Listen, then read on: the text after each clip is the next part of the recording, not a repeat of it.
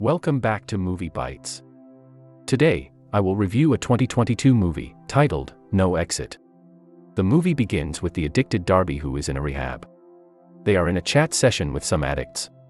The nurse comes and tells her that there is a call for her. Her sister's husband told her that her mother is in the hospital, and she should speak to her sister, Devon. When she tries to call her sister, the nurse prevents her, because the call is authorized by the administration. At night, Darby goes to her friend Jade and takes her phone to call her sister. She tells her that she wants to come to visit her mother. Her sister asks her not to come, because she has a lot of problems. Darby decides to run away from the hospital and steals the nurse's car. She sent a message to her sister that she is coming. On the way, because of the snowfall, she stops at the side of the road. She thinks about taking the medicine she has, but she falls asleep. The policeman wakes her up and tells her that the road is closed because of the snowstorm. He advises her to go to the tourist center and wait there until the snowfall subsides. Darby goes to the visitor center and the place is covered in the snow completely. Inside are a man and his wife, a person sitting alone and a person sleeping. She goes to the bathroom to call her sister, but the service is not available. She goes outside and hears someone coming from outside. The man says, "There is a weak signal outside by the tree." Darby goes out to call her sister. All the cars are covered in snow.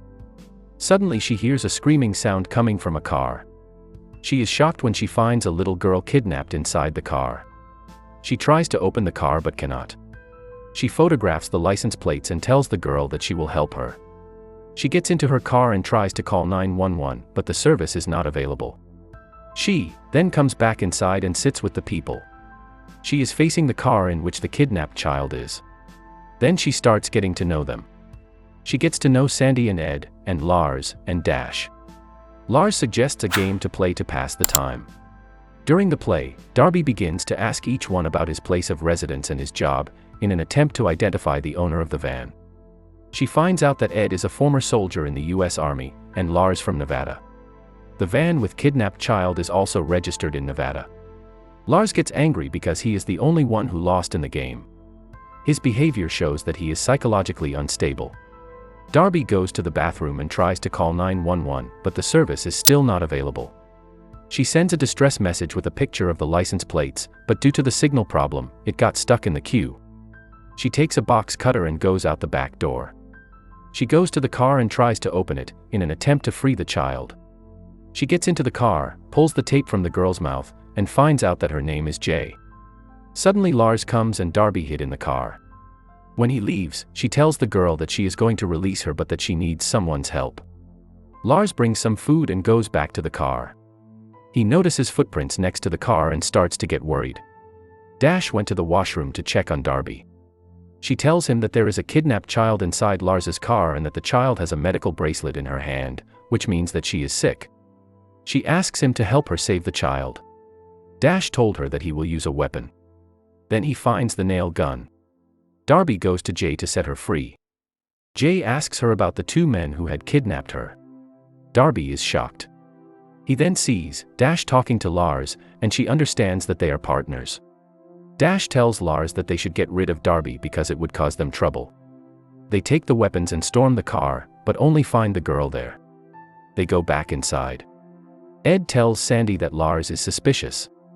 Dash finds and threatens Darby, takes her phone and deletes the message she sent to the emergency.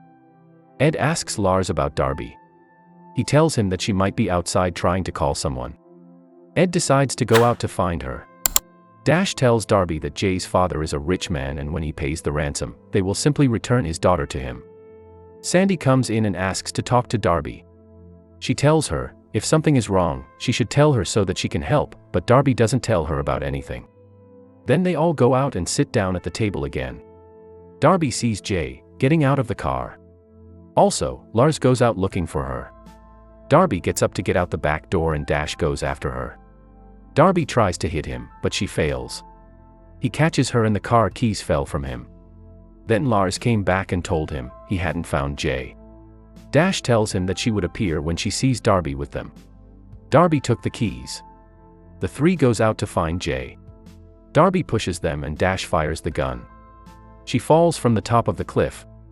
Ed hears the gunshot and decides to go out to see what was going on. He finds the little girl lying on the ground, unconscious. He picks her up and brings her inside. Sandy tries to warm her up. Then Darby comes back and tells them what was happening. She says, Lars has a gun. Dash and Lars come back and stand in front of the center and ask them to return the child to them. Ed threatens them, pretending he has a gun.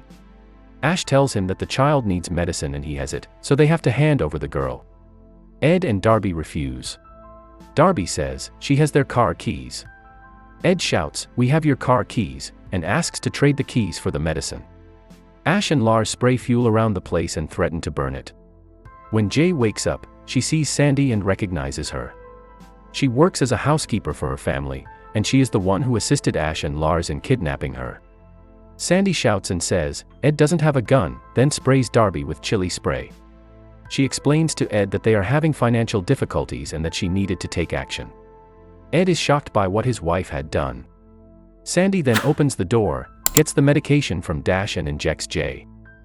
Asks about the car keys and Sandy says that Darby had hidden them. Ed warns Darby that they will be killed if she gave them the keys. Dash then shot Ed and Sandy screams, so he shot her too. He grabs Darby and nails her to the wall with the nail gun. A message comes to Darby's phone that the emergency services have received the distress message. Dash gets very angry and asks her for the car keys. He threatens her that he will put a nail in Jay's hand, so Darby tells him where the keys are. Dash gives the gun to Lars and tells him to kill Darby if she moves. Darby asks Jay to turn off the lights. She gets up and walks over to the light switches. Lars stands up and yells at her to return to her place, but she manages to turn off the lights. Darby uses a hammer to remove the nail from her hand. When Dash enters, he finds Darby threatening to kill Lars. Jay pushes him, which makes him hit Lars with a nail in the head. He goes to him to save him. Darby and Jay escape. Dash comes out and keeps firing nails at Darby's car until it crashes. Darby and Jay pass out. Dash sets the place on fire to hide the crime scene. The police car arrives, and the officer asks Dash to stay in his place and raise his hands up. Darby shoots Dash. The officer shoots her, and she falls to the ground. Dash picks up the gun and kills the policeman. He goes to kill Darby. She grabs a screwdriver and sticks it in his neck. Finally, Dash falls dead.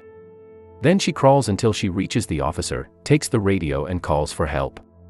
After a while we see Darby in rehab and her sister Devon comes to visit. Thanks for watching the video.